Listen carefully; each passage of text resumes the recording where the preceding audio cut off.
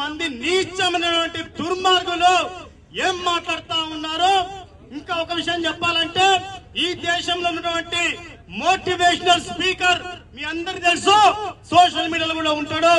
ఆయన భగవద్గీత, ఖురాన్, అదే విధంగా బైబిల్, ఈ 3 గ్రంథాల నుంచి 2-3 వాక్యాలు తీసుకొని చెబుతూ చివరికి అంతిమ గ్రంథం ఖురాన్ అని చెప్పేసి నీతుల వల్ల వేస్తున్నాడు సిరాజ్. ఈ మహమ్మద్ సిరాజ్ ఏం మాట్లాడుతా ఉంటాడు, బంగ్లాదేశ్ లో అంత పెద్ద హింస జరుగుతా ఉంటే మరి ఆ దేశంలో హిందువుల మీద హింస జరగట్లేదు. జమాతే ఇస్లాం, బిఎన్పి నాయకులు ఎవరైతే ఉన్నారో వీళ్ళందరూ కూడా ఆ యొక్క దేశం లోపల హిందువులను కాపాడుతా ఉన్నారు, ఆలయాలను కాపాడుతా ఉన్నారు. ఆ దేశంలో మసీదు మైకుల నుండి జమాతే ఇస్లామీ వారు హిందువులు మన సహోదరులు వాళ్ళని కాపాడాలని చెప్పేసి స్టేట్మెంట్ ఇస్తా ఉన్నారు. దేవాలయ రక్షణగా ఉన్నారని చెప్పేసి అబద్ధపు దొంగ ప్రచారాన్ని మరి సోషల్ మీడియా వేదికగా చేస్తా ఉన్నారు. ఇక ఆ దేశం లోపల హిందువుల దీన స్థితిని ఆ యొక్క కొంచెం అంత ఘోరణ పరిస్థితిలో ఉన్నప్పటికీ కూడా కనీసం మానవత్వంతో ఆ యొక్క దాడులు ఖండించబోయి కాంగ్రెస్ నాయకులు ఎంత నీచంగా మారుతా ఉన్నట్టు శశిధర్ లాంటి వాళ్ళు మరి ముస్లిం నాయకులంట ఆ దేశం లోపల మరి ఆలయాలను హిందువులు రక్షిస్తా ఉన్నారంట. మరి ఇంకొక ఎంపీ కూడా అదే వ్యాఖ్య చేశాడు.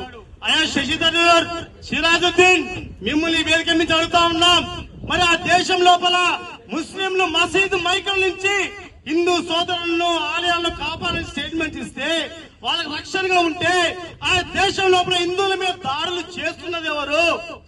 ఆ దేశంలో దాడులు చేస్తున్నది ఎవరు? ఆ దేశ ప్రధాని యూనస్ గారు కూడా ఆ దేశంలో జరుగుతున్న దాడులు నిజమని ఒప్పుకున్నప్పటికీ కూడా మీరు ఇంత దుర్మార్గంగా వ్యాఖ్యలు చేస్తా ఉన్నారే. ఈ దేశ ప్రధానమంత్రి మోడీ లాంటి వారు కూడా అక్కడ ఉన్నటువంటి ఘోరాన్ని కూడా చూసి అక్కడ హిందువులకు కాపాడని చెప్పేసి మరి ట్విట్టర్ వేదిక కూడా వారు స్పందించడం జరిగింది. మిత్రులారా, ఈ కేవలము ఓన్లీ బంగ్లాదేశ్ లో రిజర్వేషన్ కోసం గొడవలు కావు, మీరు గుర్తు పెట్టుకోండి. ఎందుకంటే ఆ దేశం లోపల కొంతమంది ఈ దేశంలో సెక్యులర్ మేధావులు చెప్తా ఉన్నాను, అన్ని ధర్మాలు ఒకటే, అందరం సెక్యులర్ మేధావులారా ఒక్కసారి కళ్ళు తెచ్చి చూడండి. ఆ బంగ్లాదేశ్ లోపల ఢాకా యూనివర్సిటీ సంబంధించినటువంటి నిలయ్ కుమార్ బిస్వాస్ అనే ఒక హిందువు ముస్లింతో కలిసి మరి షేక్ హసీనాపై తిరుగుబాటు నిరసన కార్యక్రమంలో పెద్ద ఎత్తున పాల్గొన్నాడు. ఇదే నిలయ్ కుమార్ బిస్వాస్ ఎవరైతే ఉన్నారో షేక్ హసీనా పారిపోయిన తర్వాత ఎవరితో అయితే కలిసి పనిచేశాడో అదే జమాతే ఇస్లాం, బిఎన్పి నాయకులు ఎవరైతే ఉన్నారో వీళ్ళంతా కూడా నిలయ్ కుమార్ బిస్వాస్ ఇంటిపై దాడి చేసి మీ ఫ్యామిలీని మొత్తం చంపేస్తామంటే దిక్కు తోచని స్థితిలో ఎవరు చెప్పకుండా రాత్రికి రాత్రే ఫ్యామిలీని తీసుకుని అక్కడికి వెళ్ళిపోయిన పరిస్థితి. ఇంకొక విషయం ఏంటంటే ఈ రోజు బంగ్లాదేశ్ ఏదైతే ఉందో ఇది ఒక పెద్ద స్థాయి కుట్రమిత్రులారా మళ్ళీ ఆ బంగ్లాదేశ్ తిరిగి తూర్పు పాకిస్తాన్ గా చేయాలని కుట్ర జరుగుతా ఉంది. ఎందుకు ఈ మాట చెప్తా ఉన్నానంటే ఆ దేశం కోసం 1971లో ఆ దేశం కోసం పోరాడినటువంటి ముక్తి బాహిని, దీన్ని బంగ్లా దళాలు కూడా అంటారు. ఈ ముక్తి బాహినిలో ఆ దేశంలో ఆర్మీ, మిగతా సైన్యము, సాధారణ పౌరులు, దేశభక్తి ఉన్న పౌరులు కూడా ఈ యొక్క ముక్తి బాహినిలో సైన్యంగా ఉన్నారు. అలాంటి ముక్తి బాహిని కోసం, పాకిస్తాన్ విముక్తి కోసం పెద్ద స్థాయిలో ప్రాణాలు పణంగా పెట్టి ఆ దేశ స్వాతంత్రం కోసం పాల్గొన్నది ఈ ముక్తి బాహిని. ఆ ముక్తి బాహినికి సంబంధించినటువంటి విగ్రహాలు, స్మారక చిహ్నాలు ఆ దేశంలో నెలకొల్పితే ఈ రోజు ఈ జమాతే ఇస్లామీకి సంబంధించినటువంటి తీవ్రవాదులు, పాకిస్తాన్ తో లింకప్ లో ఉన్నటువంటి ఈ జమాతే ఇస్లాం తీవ్రవాదులు ఆ యొక్క స్మారక చిహ్నాలు కూడా పూర్తి స్థాయిలో ధ్వంసం చేస్తా ఉన్నారు. మరి కేవలం రిజర్వేషన్ల కోసం అయితే బంగ్లాదేశం కోసం ప్రాణాలు పణంగా పెట్టి వాళ్ళ కుటుంబాలు త్యాగం చేసినటువంటి వీరుల చిహ్నాలు, విగ్రహాలు ఎందుకు పాల్గొడతా ఉన్నారు?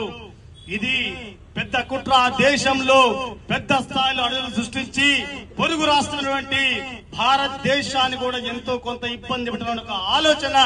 మరి షేక్ హసీనా గారు కూడా భారతదేశంతో కొంత సన్నిహితంగా ఉండడం కారణం చేత ఇటీవల చైనాకు సంబంధించినటువంటి ఒక పెద్ద ప్రాజెక్టు కూడా ఈ దేశానికి ఇవ్వడం ద్వారా చైనా, అమెరికా కూడా పెద్ద స్థాయిలో మరి ఈ యొక్క బంగ్లాదేశ్ ప్రభుత్వం మీద కోపంగా ఉన్న ఈ నేపథ్యం లోపల మరి విద్యార్థుల యొక్క ఈ నిరసన ఉద్యమాన్ని సాగుగా చూపి పెద్ద స్థాయిలో మారణ హోమం సృష్టిస్తా ఉన్నారు.